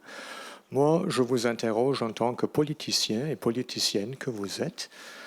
D'entrée de jeu, vous avez défini les grands objectifs, gérer de façon responsable l'environnement, ce qui me tient particulièrement à cœur, ce n'est pas de secret, accroître la participation citoyenne, augmenter la vitalité économique, gérer efficacement les priorités d'investissement. Je lis ce qui est mis dans le budget. Moi, n'étant pas comptable, j'aimerais comprendre où dans le budget ces priorités se situent. Oui. Bien, on va les prendre en ordre. Là, faire une gestion responsable, efficace des priorités. Là, on a avec l'organisation à l'interne, les ressources humaines qu'on a maintenant. On a parlé des nouvelles directions là, qu'on a engagées. On a les moyens pour accélérer le développement du plan de gestion des actifs. Et c'est vraiment une priorité qu'on a, sur laquelle on travaille déjà depuis quelques semaines. Avec ce développement de ce plan-là, on va mieux voir les investissements majeurs qui sont à faire pour le long terme. Puis là, on parle dans les 20 prochaines années, pour être capable de déterminer c'est quoi les priorités d'investissement qu'on va faire. Alors ça, il y a des gens déjà qui travaillent là-dessus. On a aussi initié l'année passée un travail pour le plan de gestion des actifs en eau. Là, on va le faire on va continuer, parce que c'est commencé aussi pour les routes, là, mais on va l'accélérer pour tous les autres actifs. Au niveau de la vitalité économique, d'aller chercher d'autres revenus, augmenter notre richesse collective, on a mis sur pied un comité de vitalité économique. On a invité justement des citoyens, des entreprises, des représentants d'entreprises à déposer leur candidature. Dans les prochains, je dirais, 2 mois probablement, ce comité-là va démarrer.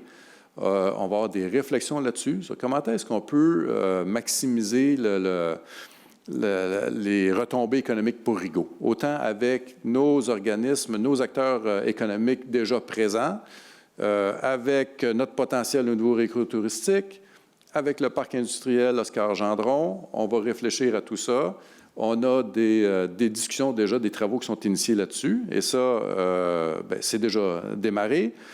La gestion responsable de l'environnement, on a réservé de façon très concrète un budget pour l'année, je ne me souviens plus combien, pour combien?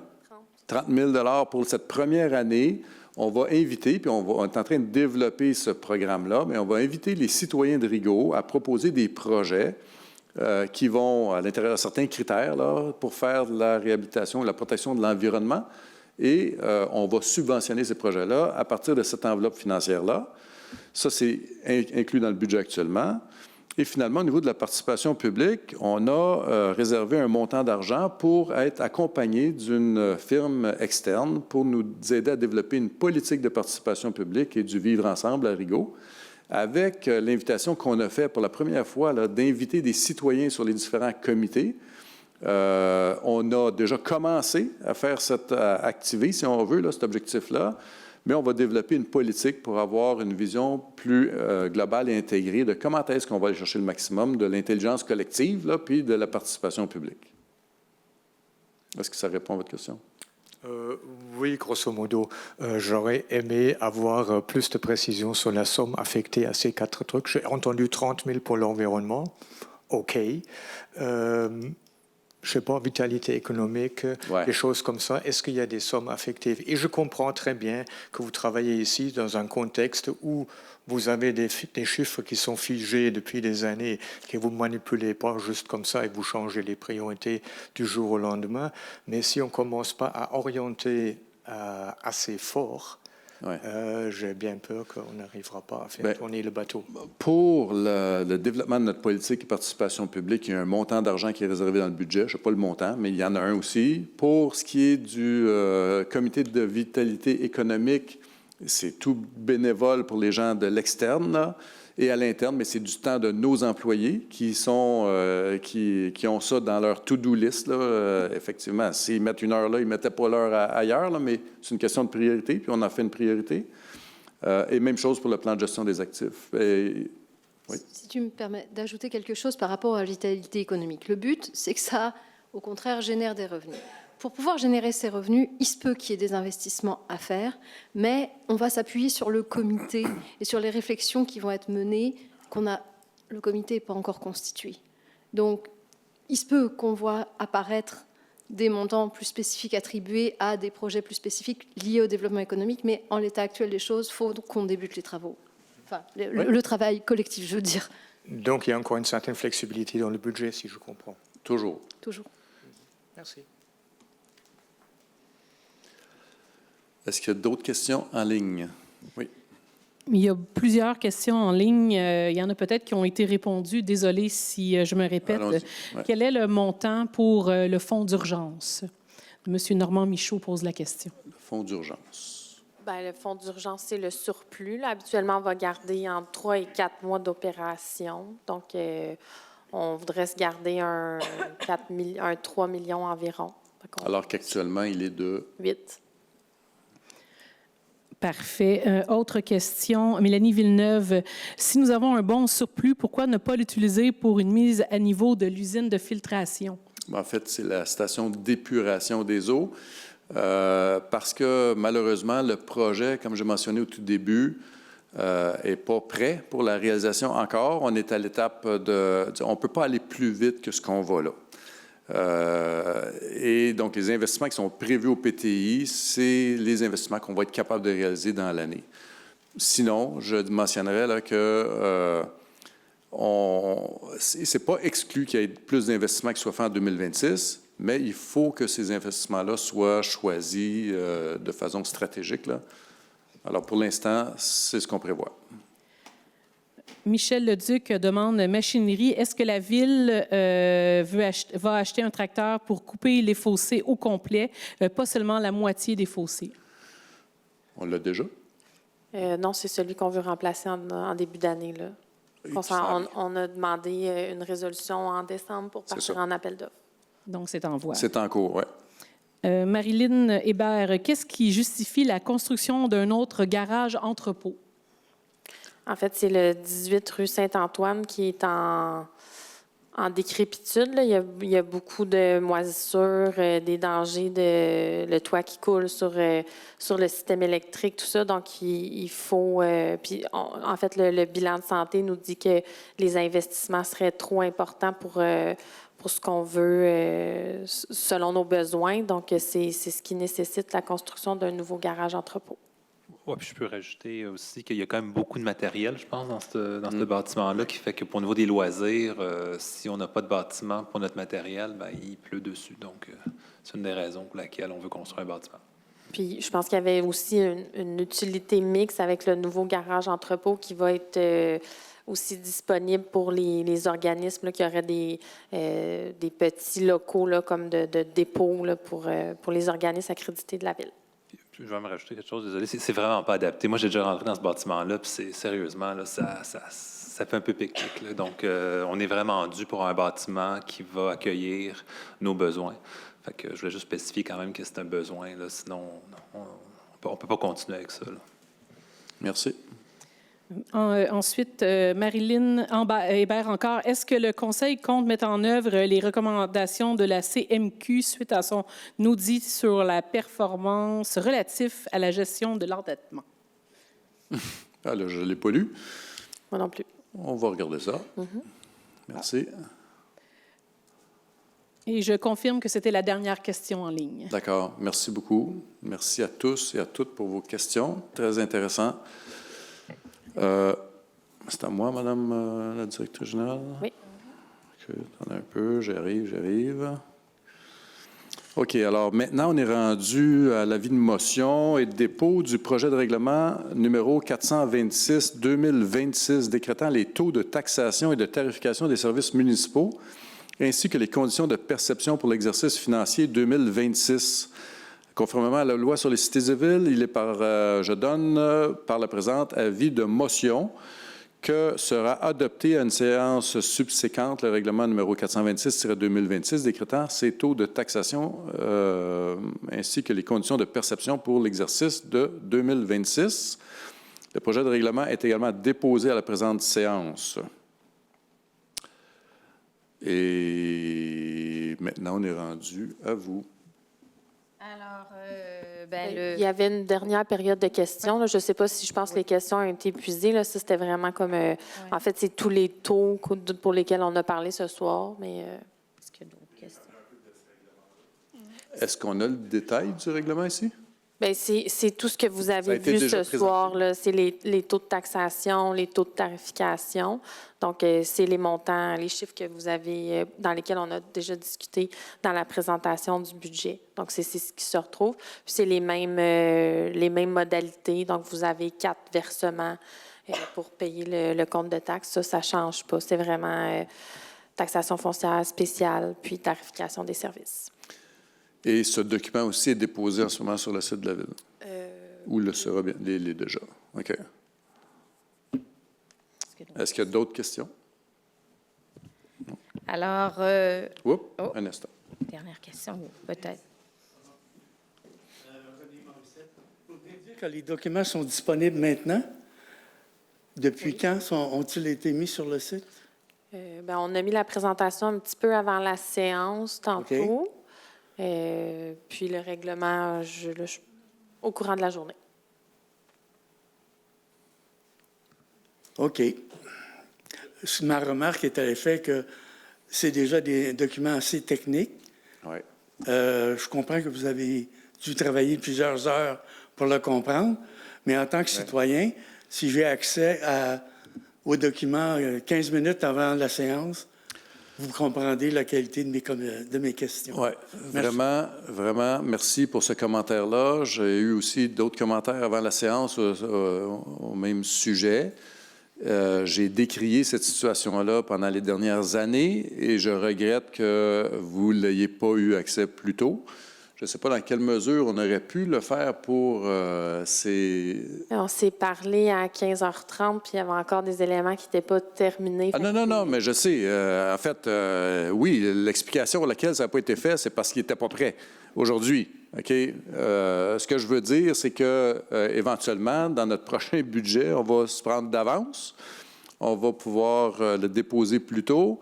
Mais je ne parle pas juste pour le budget. De façon générale, les documents, que ce soit pour des séances ordinaires ou extraordinaires, on va essayer de les rendre le plus accessibles possible pour tous les citoyens et pas juste dans avis public sur le site Web ou affiché au mur à l'hôtel de ville. Là.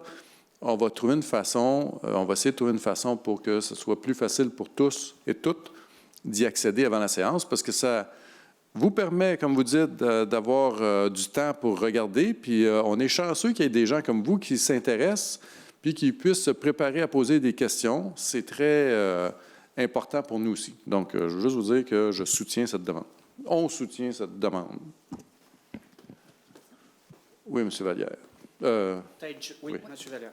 Peut-être juste l'infolette le vendredi d'avant. Je sais qu'il y a toujours des changements de dernière minute, mais si vous êtes capable de le faire 3-4 jours d'avance, ça laisse un week-end, ça serait merveilleux. Puis c'est une bonne façon de tenir tout le monde au courant, un petit lien. Mais oui, c'est vrai qu'il y a tout le temps des changements de dernière minute, j'en conviens. Mais... Vous souhaitez avoir quel document le vendredi avant la séance?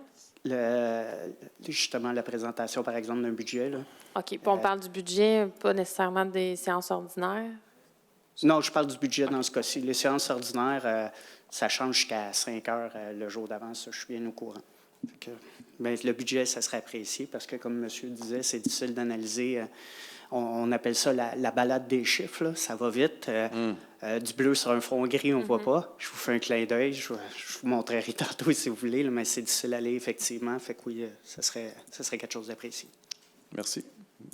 Bien reçu. Alors, je ne vois pas d'autres questions. Les points à l'ordre du jour ont été traités et donc la présente séance, elle est close à 20h47. Merci beaucoup. Merci tout le monde. Merci.